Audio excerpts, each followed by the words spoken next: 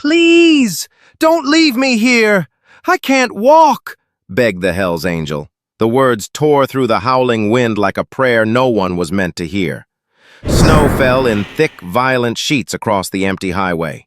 Beside a twisted motorcycle, sprawled in blood-streaked snow, was a man the world had learned to fear. Rider Wolf Jackson, 6'3", arms sleeved in ink, a Hell's Angel's patch stitched across his back.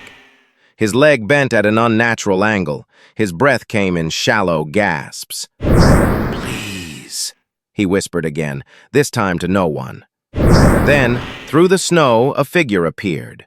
Small, hesitant. A woman in a thin coat, a little girl clutching her hand. Alicia Henderson stopped short, her heart slamming against her ribs. Every instinct screamed at her to turn around. She had $18 in her wallet, a broken heater at home, a daughter who hadn't eaten a full meal in 2 days. She had nothing to give. Behind her, the little girl whispered, "Mama, is he gonna die?" Alicia knelt down, touched her daughter's cold cheek. "Baby, I need you to be brave. We're gonna help him." She stood, took a breath, and stepped forward. The man's eyes flickered open as she crouched beside him. She tore a strip from her scarf, pressed it against the bleeding gash on his temple. "You're not dying today," she said firmly. "Not on my watch." Thunder rumbled. Lightning cracked the sky. She was exhausted, broke, alone. But in that moment, she was also the only thing standing between him and the cold. And though neither of them knew it yet, both their lives were about to change forever. Welcome to Life in Stories, where everyday heroes rise from unexpected places. Broken lives find healing, and small acts of kindness spark powerful change. Subscribe for emotional, true-to-life tales of courage, redemption, and hope that will restore your faith in humanity. The highway stretched out like a scar across frozen skin. Rider Wolf Jackson twisted the throttle, and the Harley roared beneath him, chrome and thunder cutting through a world turning white. Snow fell fast now, thick as smoke, swallowing the road ahead in sheets of blinding cold. He shouldn't have ridden out this late. He knew that. But staying still had never been an option for men like him. The wind bit through his leather jacket, but he didn't slow down. He never did. That's what the patch on his back meant. Hell's Angels, Michigan chapter. It meant you didn't stop. You didn't flinch. You didn't ask for mercy. But the storm didn't care about patches. His mind drifted as the snowfall thickened, pulled back to a memory he'd spent years trying to bury.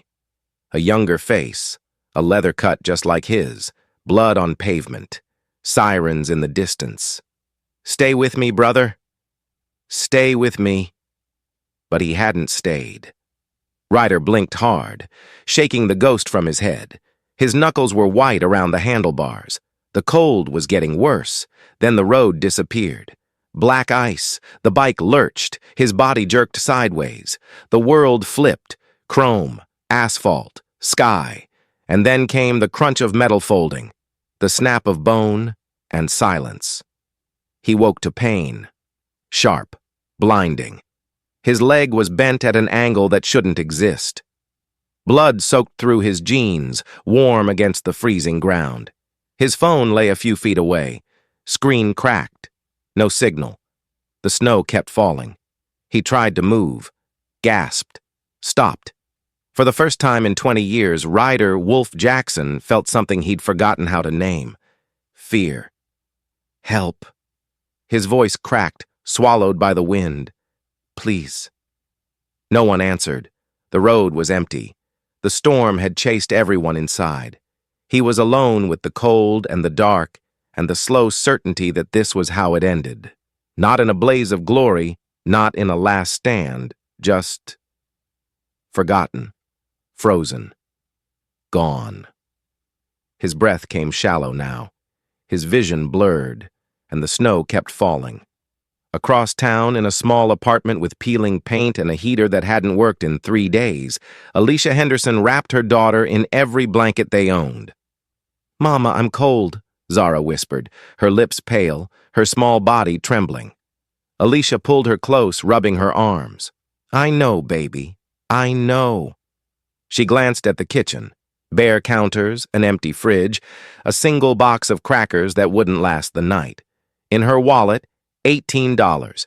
Enough for a few groceries. Maybe. If she was careful. If she was lucky. Alicia closed her eyes and breathed slowly, fighting the tightness in her chest. She'd been here before, on the edge, barely holding on, but she always found a way. She had to. For Zara. She stood, pulled on her thin coat, the zipper broken, the lining torn, and knelt in front of her daughter. I'm gonna run to the store real quick, okay? You stay right here under these blankets. I'll be back before you know it. Zara's eyes were wide, scared. Can I come with you? Alicia hesitated. The storm was getting worse, but leaving her alone felt worse. Okay, she whispered, but stay close to me. She bundled Zara in 2 sweaters and a faded yellow raincoat, then took her hand. Together they stepped into the storm. The cold hit them like a fist. Snow swirled in the streetlights, turning the world into a blur of white and shadow. Alicia kept her head down, one arm wrapped around Zara, the other clutching her coat closed. Just get to the store, just get back, just survive tonight. That's all she could think. But then, she saw it. A motorcycle, twisted and half buried in snow beneath a flickering lamppost. Chrome glinted through the frost. One wheel still turned slowly, uselessly in the wind, and beside it, sprawled on the frozen ground, was a man. Alicia stopped. Her heart slammed against her ribs. Every instinct screamed at her to keep walking, to protect her daughter, to survive. But then she heard it. A voice. Weak. Broken. Please, don't leave me here. The words cut through the wind like a blade. Alicia's breath caught. Her grip tightened on Zara's hand. The man's arm moved slightly, reaching toward nothing. His face was pale, his beard matted with frost and blood. His eyes, barely open, stared into the storm. Zara whispered, Mama, is he gonna die? Alicia didn't answer. She should keep walking. She knew that. She had her own daughter to think about, her own survival.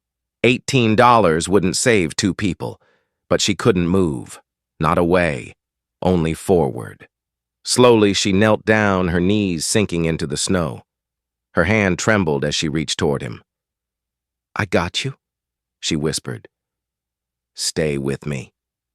His eyes flickered, confused, disbelieving.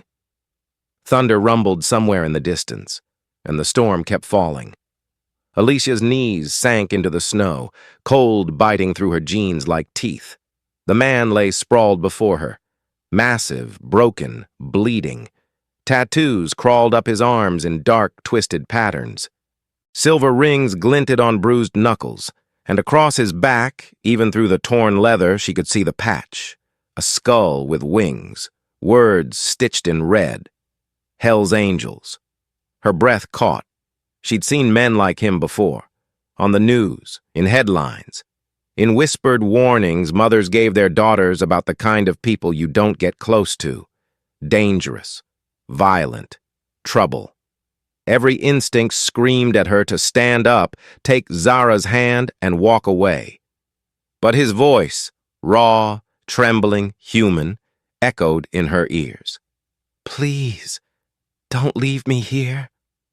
Alicia swallowed hard. She looked down at Zara, whose wide eyes stared at the man like he was a wounded animal, innocent, scared, waiting for her mother to decide.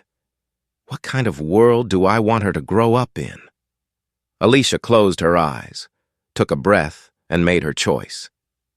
Baby, she said softly, crouching to Zara's level, I need you to be very brave right now, okay? Can you do that for me? Zara nodded, clutching her stuffed rabbit tighter. Good girl. Alicia kissed her forehead, then stood and moved toward the man. She'd cleaned hospital floors for 3 years, late-night shifts, mopping blood, and watching nurses work. She wasn't trained, but she'd seen enough. Her hands trembled as she knelt beside him, assessing the damage. His leg was the worst, twisted, swelling fast, the bone probably fractured. Blood seeped through a gash on his temple. His breathing was shallow, labored. He needed a hospital, but the roads were buried. Her phone was dead, and even if she could call, the ambulance wouldn't come in time. It was just her. Alicia's mind raced. She unzipped her old canvas bag and pulled out the broom handle she'd been carrying home from the dollar store, meant to replace the broken mop at home. Now it would save a life. She tore strips from her scarf, her fingers numb and shaking, and wrapped them around his leg, using the broom handle as a makeshift splint. It wasn't perfect, but it would hold. The man groaned, his body tensing. "I know," she whispered. "I know it hurts. Just stay with me." She pressed her scarf against the wound on his head, applying pressure. Blood soaked through the fabric, warm and sticky. "Zara!" she called over her shoulder. "Run back to the apartment. Grab all the blankets off my bed. Fast, baby." Zara nodded and took off running, her small boots kicking up snow.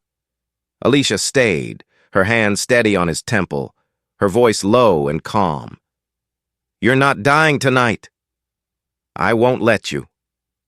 Minutes later, Zara returned, arms piled high with thin blankets that smelled faintly of lavender detergent. Together, they wrapped him as best they could. Then came the hardest part. Alicia hooked her arms under his shoulders and pulled. He was heavy, 200 pounds of dead weight and broken bone. Her boots slipped on the ice. Her lungs burned, her muscles screamed, but she didn't stop. Inch by inch, she dragged him through the snow, Zara walking beside her, whispering encouragement like a prayer. "You can do it, Mama. You're so strong. You got this." Tears froze on Alicia's cheeks, but she kept moving. One step, then another, until finally, they reached the apartment. Inside, the room was dim and cold, but it was shelter. Alicia laid him on the threadbare couch, her body shaking from exhaustion. She boiled water on the stove, tore open the last package of gauze she kept for Zara's scraped knees, and cleaned his wounds with trembling hands. His skin was ice cold. She piled more blankets over him, turned the space heater toward the couch, and prayed it wouldn't blow the fuse. Zara sat cross-legged on the floor, watching silently, her rabbit clutched to her chest. Alicia sank into the chair beside the couch, her head in her hands, adrenaline draining from her body like water through a sieve. What did I just do? Hours passed. The storm howled outside, the heater buzzed, and slowly the man's breathing steadied, then his eyes flickered open, glassy, confused, ringed with pain. He tried to sit up. "Don't move," Alicia said gently, her voice firm. "You'll make it worse." He froze, staring at her like she was a ghost. His gaze swept the room, the peeling wallpaper, the mismatched furniture, the little girl coloring quietly in the corner. His voice came out hoarse, barely a rasp. Why would you help a man like me?" Alicia met his eyes, steady, unflinching. "Because no one helped me when I needed it most," she said quietly, "and I didn't want to be that kind of world anymore." Silence. He stared at her, something breaking behind his eyes, something he'd buried for years. Then Zara stood, walked over to the couch, and placed something gently on his lap. A crayon drawing, a motorcycle, bright red and blue, and above it, a big crooked heart floating in the sky.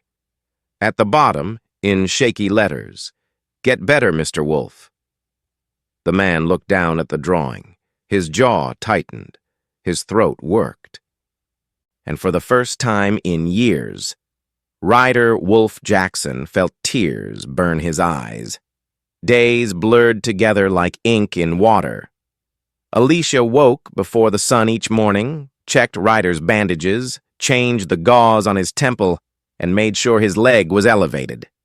Then she'd wake Zara, split a can of soup 3 ways, and pull on her coat for another shift. The hospital corridors were long and cold at night. Her mop bucket rattled as she pushed it down empty hallways, the smell of disinfectant burning her nose. Her hands were raw, cracked from the chemicals. Her back ached, her feet throbbed. But she didn't complain. She came home near midnight, snow clinging to her hair, and the first thing she did, every single time, was check on him. Ryder would be awake, staring at the ceiling, his jaw tight with pain he refused to voice. "You need to rest," she'd say softly. "So do you," he'd reply. But she never did. By the 3rd night, Ryder had started to notice things. The way Alicia's shoulders sagged when she thought no one was looking. The way she counted out pills from a half-empty bottle, rationing them between her own headaches and his pain. The way she'd slip Zara an extra spoonful of food and pretend she wasn't hungry. She was drowning, and she'd pulled him into the lifeboat. It didn't make sense. Men like him, men with blood on their knuckles and ink that told stories of violence, didn't get saved by women like her. Women with soft voices and kind eyes, and children who drew hearts in crayon. He didn't deserve this. And that truth sat in his chest like a stone. One night while Alicia was at work, Ryder stared at the ceiling and let the memories flood back. A younger version of himself, 17, standing over a hospital bed. His brother, Danny, pale and still, tubes running into his arms. The beeping of machines. The smell of sterile death. "They jumped him," his mother had sobbed. "A gang. They didn't even know him." Danny never woke up. Ryder had joined the Hells Angels 6 months later. Not for brotherhood. Not for freedom. For noise. Because the roar of an engine drowned out the sound of his mother crying. Because speed made him feel like he was outrunning the guilt. Because rage was easier than grief. He'd spent 20 years burying pain in chrome and leather and fistfights that left him bruised, but still breathing. And now here he was. Broken, helpless, saved by a woman who had every reason to let him die. Alicia had her own ghosts. One evening, while changing his bandages, Ryder asked quietly, "Where's Zara's father?" Alicia's hands stilled. For a moment she didn't answer. Then softly, "Gone. Industrial accident. 4 years ago." Ryder's jaw tightened. "I'm sorry," she shrugged, her voice steady but distant. "We were supposed to buy a house. He was going to open a repair shop. I was going to go back to school." She taped the gauze down gently, her fingers careful. Then one day, a foreman called and said there'd been an accident. And just like that, everything we were building was gone. Silence settled between them, heavy, but not uncomfortable. "I used to be so angry," she continued. "At him, at God, at the world. But anger doesn't feed your kid, doesn't pay rent. So I let it go." She looked up at him, her eyes tired but clear. "And I just kept moving." Ryder stared at her, something shifting in his chest. "You're stronger than anyone I've ever met," he said quietly. Alicia smiled faintly. "I don't feel strong. That's how you know you are." By the 5th day, Ryder could stand, barely. His legs still throbbed, but the splint had held. He limped around the small apartment, restless, needing to be useful. That's when he noticed the faucet. It dripped constantly, a steady plink, plink, plink into the rusted sink. Alicia had placed a bowl underneath to catch the water. "You got a wrench?" he asked. She blinked. "You don't have to—" "I know." She handed him a small toolbox, old, half-empty, the handle wrapped in duct tape. Ryder knelt by the sink, his hands moving with the kind of practiced ease that came from years of fixing bikes. Zara sat beside him, watching with wide, curious eyes. "What's that do?" she asked, pointing at a bolt. "Holds it all together," Ryder said. "Like glue, but stronger." "Can I help?" He glanced at her, then handed her a small wrench. "Hold this steady. Right there." She did, her tongue poking out in concentration. When the faucet finally stopped dripping, Zara clapped her hands. "We fixed it!" Ryder smiled, a real one, small but genuine. "Yeah, kid, we did." Alicia stood in the doorway watching them. Her eyes glistened, but she blinked the tears away. That night, after Zara had gone to bed, Alicia sat across from Ryder at the small kitchen table. "You don't owe me anything," she said quietly. He looked at her for a long moment. "Then let me earn the right not to forget you." Her breath caught. Before she could respond, he stood, slow, careful, and limped toward the window. The snow had stopped. The sky was clearing. He was healed enough to walk now, healed enough to leave. Alicia watched him, her heart sinking. "You're leaving, aren't you?" He didn't answer. By dawn, the couch was empty. The blankets were folded neatly. The space heater was off. And on the table beside Zara's crayon drawing was a small stack of bills, more money than Alicia had seen in months. No note. No goodbye. Just silence. Alicia sank into the chair, staring at the empty couch, her chest tight. Zara padded into the room, rubbing her eyes. "Where's Mr. Wolf?" Alicia pulled her daughter close, her voice soft. "He had to go home, baby." Zara frowned. "Will he come back?" Alicia didn't know what to say, so she just held her daughter tighter, and outside the world moved on. Alicia woke to silence, not the peaceful kind, the empty kind. She sat up slowly, her body aching from another double shift, and looked toward the couch. The blankets were folded neatly, the pillow stacked on top, the space heater turned off. He was gone. She stood, her bare feet cold against the floor, and walked to the table. The money was still there, more than she'd ever held at once. But no note, no explanation, just absence. Alicia sank into the chair, staring at the empty couch. Zara padded into the room, rubbing sleep from her eyes. "Where's Mr. Wolf?" Alicia's throat tightened.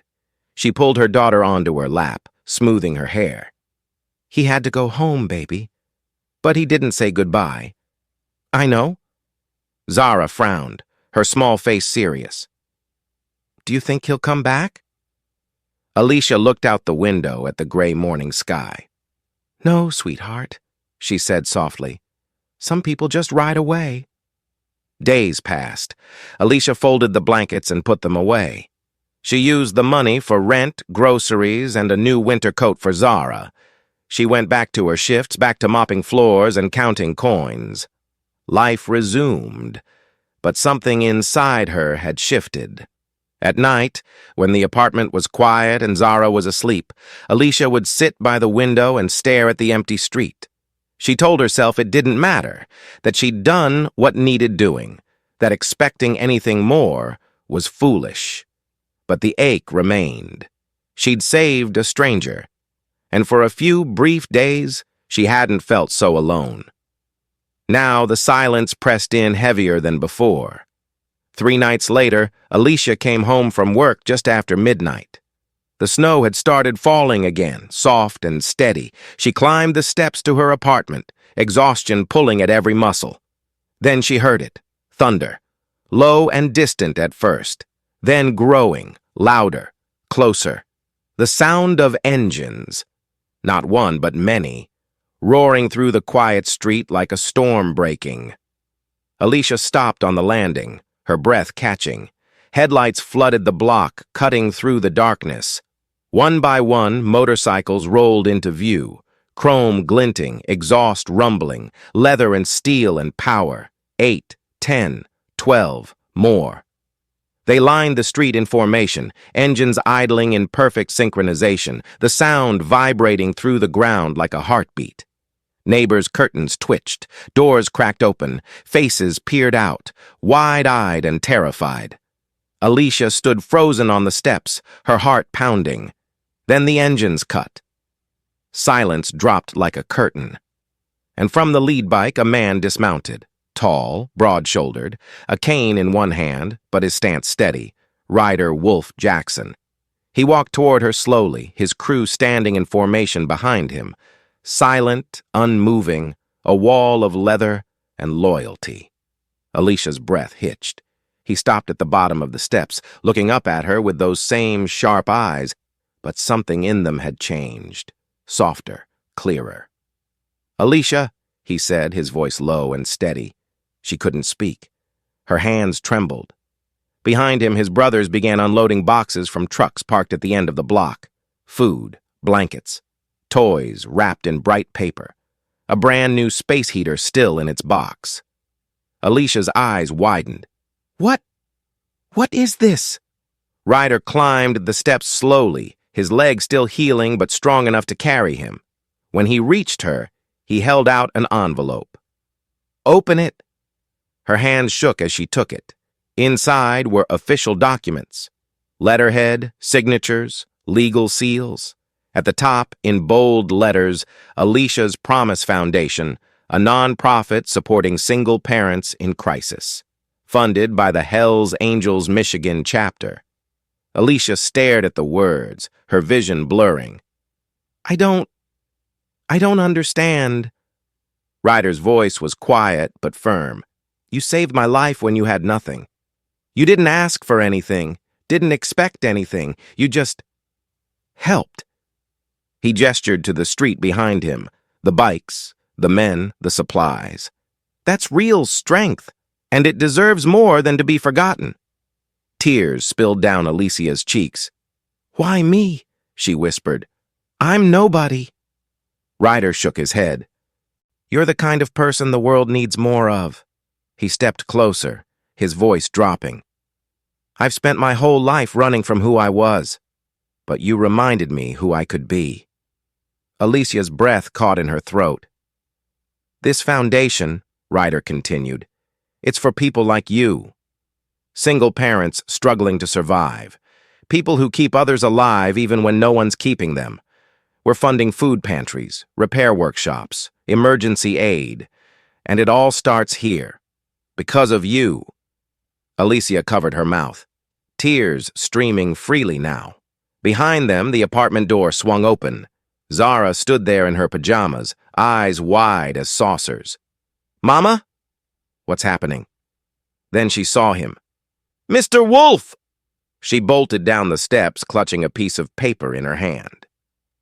Ryder crouched, carefully his leg protesting, and caught her in a gentle hug. "Hey, kid!" Zara pulled back, holding up her drawing with both hands. It was him, on a motorcycle.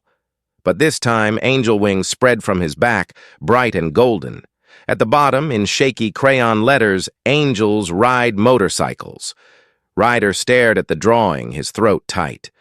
Zara beamed up at him. "See, Mommy? I told you angels ride motorcycles." Alicia laughed through her tears, pulling her daughter close. Ryder stood slowly, the drawing still in his hands. He looked at Alicia, this woman who had knelt in the snow for a stranger, who had given everything when she had nothing, who had changed his life without even trying. "Thank you," he said quietly, "for not leaving me in that storm." Alicia met his eyes, her voice steady despite the tears. "Thank you for coming back." Around them, the bikers stood in silence, no longer a gang, but a brotherhood bound by something deeper. The snow fell softly, the engines were quiet, and in that moment, two broken lives became whole again. The old building on Maple Street had been empty for years. Graffiti covered the walls, windows were boarded up, weeds grew through cracks in the pavement. Most people walked past without a second glance, just another corpse of a town that was slowly dying. But Ryder saw something else. "This," he said, standing in front of the building with his arms crossed, "is where we start." Alicia stood beside him, Zara's hand in hers, staring up at the sagging roof and peeling paint. "Start what?" He turned to her, his expression serious. "Your promise." Within a week, the transformation began. Trucks rolled in at dawn. The bikers arrived in leather and boots, tools in hand.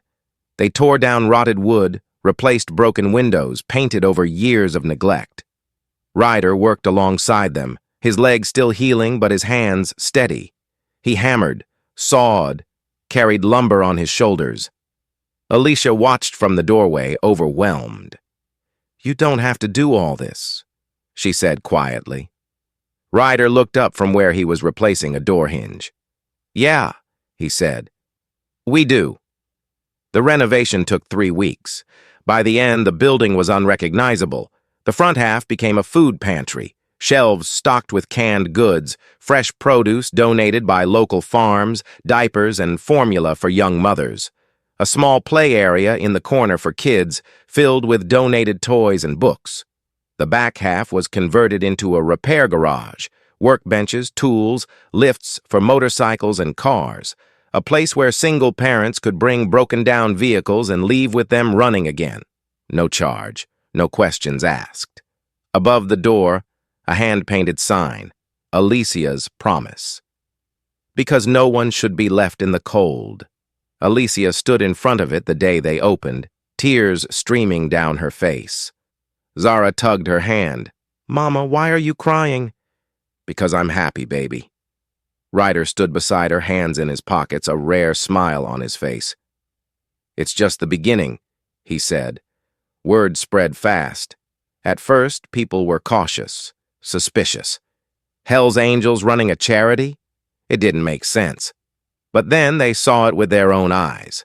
Bikers in leather vests delivering groceries to elderly neighbors, fixing broken heaters in apartments where families were freezing, teaching kids how to change a tire, how to tighten a bolt, how to be self-sufficient. Slowly, the fear melted. A single mother whose car had broken down on the way to work brought it to the garage. Ryder and 2 of his brothers fixed it in an afternoon. When she tried to pay, he shook his head. "Just pass it on when you can." She cried in the parking lot. An elderly man who'd been too proud to ask for help found a week's worth of groceries on his porch, delivered quietly before dawn. A teenager whose bike had been stolen got a refurbished one, painted her favorite color, waiting outside her school with a note. "Keep riding. The world needs people like you." People who once crossed the street to avoid them now waved, smiled, said thank you. And Alicia, the quiet janitor who'd saved a stranger in a snowstorm, became the heart of it all. She worked at the pantry every day after her hospital shifts, organizing donations, greeting families, offering encouragement with the same steady kindness that had saved Ryder's life. People started calling her by name, asking for her advice, trusting her. She didn't think of herself as special, but everyone else did. One evening, as she restocked shelves, Ryder leaned against the doorframe, watching her. "You know you're changing this town, right?" Alicia glanced up, brushing hair from her face. "I'm just helping where I can." "That's exactly what I mean." She smiled faintly. "I learned from the best." He raised an eyebrow. "Who?" "You." Ryder shook his head. "Nah, I just follow your lead." Silence settled between them. Comfortable, warm. Their bond had deepened over the weeks. Not romance, not yet, but something profound. A mutual respect forged in snow and struggle and second chances. They'd both been broken, and somehow, together, they'd built something whole. 3 months after the foundation launched, the town held a community appreciation event. The high school gym was packed. Families, business owners, local officials, even the mayor showed up. Ryder stood at the podium, uncomfortable in a button-down shirt, but steady in his conviction. "I'm not good at speeches," he began, his voice rough but clear. "So I'll keep this short." He looked out at the crowd, then found Alicia sitting in the third row, Zara on her lap. Most of you know me, or you think you do. You see the patch, the tattoos, the reputation. And yeah, some of that's earned. A few uncomfortable shifts in the audience. But a few months ago, I was dying in the snow, and a woman I'd never met, a woman who had nothing, saved my life. He gestured toward Alicia. She didn't do it because she expected anything. She did it because it was right. And that showed me what real courage looks like. His voice thickened. Courage isn't riding fast or fighting hard. It's kneeling in the snow when you're barely surviving yourself. It's choosing compassion when the world's turned its back on you. The room was silent. Alicia Henderson reminded me that strength isn't about power. It's about what you do when you have none left. He paused, his eyes locked on hers. This foundation, everything we've built, it exists because she refused to walk away. So if you want to thank someone tonight, thank her. Applause erupted. People stood. Some were crying. Alicia pressed her hand to her mouth, overwhelmed. Zara whispered, "Mama, everyone's clapping for you." "I know, baby." Ryder stepped down from the podium and walked straight to her. He extended his hand. She took it, and the room erupted again. That night, long after the event ended, Alicia sat on her porch with Zara bundled in blankets beside her. The snow was falling again, soft, gentle, like a blessing. Zara tilted her head back, catching flakes on her tongue. Then she looked up at her mother. "Mama?" "Yeah, baby?" "Do you think angels ride motorcycles?" Alicia smiled, pulling her daughter close. "Maybe the good ones do." In the distance, the low rumble of engines echoed through the quiet streets. Not a threat, but a promise. A reminder that sometimes, the people the world fears most are the ones who save it in small, quiet ways. And sometimes, the poorest hands give the richest kind of help. Alicia closed her eyes, breathing in the cold night air. For the first time in years, she felt something she'd almost forgotten: hope. Sometimes the people the world fears most are the ones who save it in small, quiet ways. And sometimes, the poorest hands give the richest kind of help. Thank you for watching. If this story touched your heart, please like, share, and subscribe. Your support helps us keep telling stories that prove kindness still changes lives.